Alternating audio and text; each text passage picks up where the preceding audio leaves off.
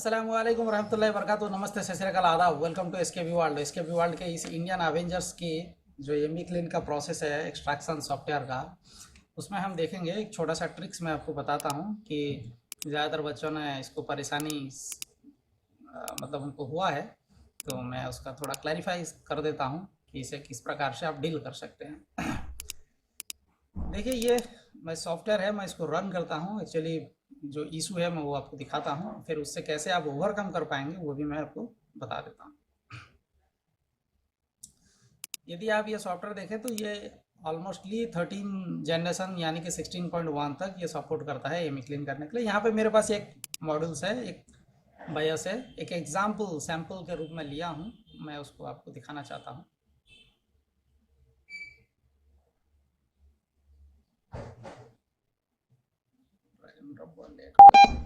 खैर anyway, थोड़ा मेरा सिस्टम डिले है। एनीवे, यहाँ पर एक मैंने लिया हूँ एक क्या उसको कहते हैं, एक बायस जो कि ऑलमोस्टली 11.8 मतलब 6-7 जनरेशन्स का है, और कंडीशन जो है वो इनिशलाइज है। कंडीशन यहाँ पर क्या है, इनिशलाइज है। सो अब हम क्या है, यहाँ पर देखो एक बात मार्क करो, अब यहाँ पर इसने कोई ऑटोमेशंस डिटेक्ट किया नहीं, ऑटोमेटिकली यहाँ पे रिपोजिटरी डिटेक्ट हुआ नहीं। वो इसलिए नहीं हुआ क्योंकि इसके रेस्पेक्टेड जो 11.8 95.4551 corporate H chipset DA productions का जो फाइल था रिपोजिटरी, वो एक्चुअली मेरे इस पाथ में अवेलेबल एग्जैक्टली नहीं है। अब मैं चाहूँ तो इसका कुछ ऑल्टरनेट यूज कर सकता हूँ, जैसे ये 11.8 है, 95 है, आई थिंक कि 11.895 मेरे पास अवेलेबल नहीं है। सो 11.890 का सीरीज होगा मेरे साथ, मेरे पास में, जो कि कॉर्पोरेट एज का होगा। तो अगर आप देखें 90 में कॉर्पोरेट एच, 3987 में corporate H P R D, बस इतना है। तो उनमें से ये एक है 11.8903987 corporate H D A production and regions का है। तो मैं चाहूँ तो इसको ऐसे सिलेक्ट करके अब मैं प्रोसीड कर सकता हूँ, ये मिक्लिन हो जाएगा। एक प्रोसेस है, इट इज़ द प्रोसेस। ये क्या है, मैं वर्जन को डाउनग्रेड किया, अगर इसका हायर वर्जन भी होता तो मैं उसके साथ चला जाता। तो कहने का मतलब ये है कि अगर आप कोई एग्जैक्टली एमी रीजन्स यहाँ पर सिलेक्टेड ऑटोमेशंस में नहीं आ रहा है ऑटोमेटिकली, तो आपके जो कलेक्शंस के अंदर में एग्जैक्टली कॉर्पोरेट का या कंज्यूमर जो भी यहाँ पर आता है, वो एग्जैक्टली अगर आपका उसमें से हायर या लोअर वर्जन है, मेजर और माइनर को सेम रखते हुए, अगर हॉट फिक्स चेंजेस होते हुए भी अगर आपको ये अवेलेबल होता है, तो आप उसके सहारे आप एमी क्लीन कर सकते हैं। नॉर्मली जैसे हम करते थे वैसे ही करेंगे, नॉर्मली जैसे हमारी FIDC टूल से हम करते थे वैसे ही करेंगे। जब हमारे पास में एग्जैक्टली रिपोजिटरी फाइल नहीं होता था तो हम हायर वर्जन या लोअर वर्जन को ट्राई करते थे। तो सेम थिंग्स अब यहाँ पर देखिए, ये अब हमारा क्लीन एमी हो गया, बदल गया, अब वर्जन भी बदल गया, क्योंकि इससे पहले वाला वर्जन अलग था, पहले वाला 4222 था, अब हो गया 3987। तो ये एक प्रोसेस है, एक तो ये प्रोसेस है। दूसरा दूसरा जो चीज़ है, जो एक और एक छोटा सा चीज़ है लेकिन वो इम्पोर्टेंट है, मैं आपको बता देता हूँ कि जब भी अगर आप मतलब आपके पास में मान लो सेम रिपोजिटरी फाइल अवेलेबल है, तो आप उसको यहाँ अगर ऐसे ही कोई भी एरू गरू लत्तू खैरू नाम से, मतलब कोई एग्जैक्ट नाम नहीं होकर, अगर अलग डिक्शनरी नाम में अगर आप उसको वहाँ पर सेव कर देंगे तो एग्जैक्टली वो डिटेक्ट करेगा नहीं। तो आपको कौन सा क्या करने से एग्जैक्टली डिटेक्ट करेगा मैं आपको बता देता हूँ। जैसे यहाँ पर एक एग्जाम्पल है, मैं आपको बता देता हूँ। आपको एग्जैक्टली उस फाइल का नाम से, उसी नाम से आपको रीनेम करना पड़ेगा।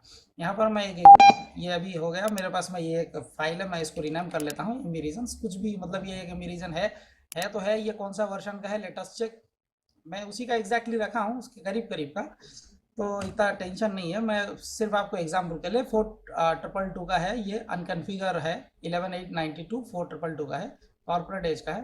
तो ये मेरे पास में तो है, मतलब सेम वर्जन जो पहले हमने इस्तेमाल किया था वो वर्जन का तो है नहीं, उससे थोड़ा लोअर वर्जन का है। अब उसको अगर मुझे यहाँ इंसर्ट करना है तो जो नेमिंग होगा वो एक्चुअली यहाँ से यहाँ तक होगा, यहाँ से यहाँ तक 11 से लेकर PRD तक। अगर 15 है, 15 से लेकर PRD EXTR तक उतना तक इनिशियलाइज या कन्फिगर्ड अनकन्फिगर्ड को कॉपी मत कीजिएगा। तो उसके लिए कॉपी करने के लिए आप यहाँ पर, यहाँ से आराम से आप कॉपी कर सकते हैं, ये वाला, यहाँ से आप ये एमी फुल वर्जन कंट्रोल सी कर लें, राइट क्लिक से होगा नहीं, कंट्रोल C कर लें। तो अब ये फाइल को मैं क्या किया, यहाँ पर ऐसे रीनेम कर दिया, कंट्रोल वी कर दिया। अब देखिए ये फाइल भले ही किसी और वर्जन का हो, अगर मैं उसको रिपोजिटरी के अंदर में डाल देता हूं तो यहाँ पे ऑटोमेटिकली सिलेक्टेड हो जाएगा। अब देखो मैं करके दिखाता हूँ, ये मैंने कॉपी कर लिया, हालांकि ये किसी और का है, मतलब इसमें एमी रीजन जो है वो डिफरेंट है। आप देखें एमी रीजन इसमें क्या है 4222 है, लेकिन मैंने इसको रीनेम कर रखा है 4551 में। और इवन मैं उसको जो हमारी यहाँ जो इसमें जो ओल्ड वायस के अंदर में जो इसमें जो था, ये देख लीजिए, इसके अंदर में जो एमी रीजन था जो डिटेक्ट हुआ था, मैं उसी के अकॉर्डिंग मेरा एक एमी रीजन को जो चॉइसेबल एमी रीजन है उसको मैंने रीनेम कर दिया। अब उसको मैं क्या करता हूँ, यहाँ पर मेरे रिपोजिटरी फोल्डर में ड्रैग एंड ड्रॉप कर देता हूँ और दोबारा मेरा पुराने वायस को ड्रैग करता हूँ। अब देखो जैसे ही दोबारा पुराने वायस को ड्रैग करूँगा, अब ये ऑटोमेटिकल सिलेक्ट हो जाएगा। यहाँ पर देखो अब ऑटोमेटिकल सिलेक्ट हो गया, ये अब ऑटोमेटिकल सिलेक्ट। सो इसकी लॉजिक जो है मैं समझा देता हूँ। बेसिकली यहाँ पर जो लॉजिक लगा है, यहाँ पे जो वर्जन डिटेक्ट करेगा, अगर यही एग्जैक्टली यही फाइल का नाम अगर आपके रिपोजिटरी फोल्डर के अंदर ही होगा तब भी वो ऑटोमेटिकल सिलेक्ट होगा। अगर नहीं है तो फिर आपको लिस्ट दे देगा, आपको उसके लिस्ट से आपको सिलेक्ट करना है कि आपको किससे क्लीन करना है। यदि आपको हल्का सा ऐसे चेंजेस करके मिना मिना करके आप ऑटोमेशन करना चाहते हैं तो कर सकते हैं, लेकिन उससे आपका रिपोजिटरी कलेक्शंस खराब हो जाएगा। तो आप कोशिश कीजिएगा कि अगर ऑटोमेशन नहीं है तो मैनुअल सिलेक्ट कर लीजिए, और अगर है तो आप उससे रीनेम करो और उसको अपने फोल्डर में रिपोजिटरी पाथ में डाल दो, फिर ऑटोमेटिकल सिलेक्ट हो जाएगा। आप गलत चीज को एंटर मत कीजिएगा, मतलब जैसे मैंने अभी किया वैसा मत कीजिएगा, क्योंकि उससे क्या होगा आगे इन फ्यूचर में आपको लगेगा कि हाँ यार उसी वर्जन का तो है, और आप एमवी क्लीन करके देख लेंगे तो बाद में पता चलेगा कि नहीं यार वो दूसरा वर्जन का है, तो आपका जो रिपोजिटरी कलेक्शन है वो खराब हो जाएगा। ऐसा ना कीजिएगा। अगर कर भी रहे हैं तो करने के बाद आप क्या करें, क्लीन के बाद रिपोजिटरी फोल्डर से जाके उस फाइल को डिलीट कर लें। और मुझे नहीं लगता है कि वो इतना मैंडेटरी है, क्योंकि आप यहाँ मैनुअली सिलेक्ट कर सकते हैं। जैसे यहाँ पर अभी मैं अगर 11 पॉइंट समथिंग लिख रहा हूँ तो मेरे को लिस्ट आ जा रहा है, तो उनमें से जो मेरा ज़रूरत है मैं उसके ऊपर क्लिक करके मैं उसको प्रोसीड कर सकता हूँ, क्लीन कर लूँगा। It is best way. और यदि प्रॉपर मिल जाता है तो उसको इसी नाम से रीनेम कर दो और अपने फोल्डर में डाल दो और फिर दोबारा ट्राई करो, ऑटोमेशन में आ जाएगा। आई थिंक ये आपको समझ में आया होगा। और यहाँ पर एक और फीचर है जो फिक्स टीपीएम के नाम से यहाँ पर है।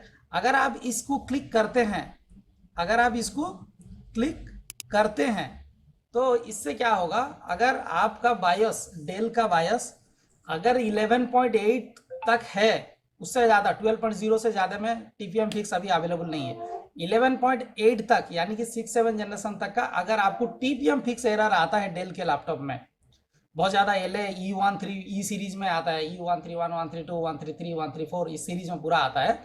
तो अगर एमई का वर्जन याद रखें, एमई का वर्जन अगर 11.8 एंड बिलो है, इससे ज़्यादा नहीं है, तो आप टीपीएम का फिक्स कर सकते हैं। उसके लिए आपको क्या करना है, बड़ा सिंपल सा, आप अपना रिपोजिटरी को सिलेक्ट कर लें, जो जो फाइल से आपको क्लीन करना है आप वो सिलेक्ट कर लें और फिक्स टीपीएम पे क्लिक करके आप प्रोसीड कर दें। तो वो क्या करेगा, आपका टीपीएम को जो है ना फिक्स कर देगा। उस बायस को जब आप फिक्स मतलब फ्लैश करोगे, आपका टीपीएम एरर जो है वो हट जाएगा। नॉर्मली हम एफआईडीसी से जो काम करते हैं वो काम यहाँ ऑटोमेशंस में किया गया है, तो आप इसका भी मतलब फ़ायदा उठा सकते हैं। इसमें ये फीचर आ गया है। अब देखिए टीपीएम 1.0 फिक्स्ड हो गया है, अब आपको आउटपुट जल्दी ही मिल जाएगा। तो आप उस बायस को फ्लैश करेंगे तो आपका टीपीएम हट गया होगा, मतलब आपका टीपीएम फिक्स हो गया होगा, टीपीएम अलर्ट। लेकिन ये टीपीएम जो है आपका अराउंड 11.8 तक काम करता है, इसके आगे नहीं। इसके आगे 12.0 या 13.0, 14.0, 15.0 उसमें इसका काम नहीं है, उसमें उससे नहीं होगा।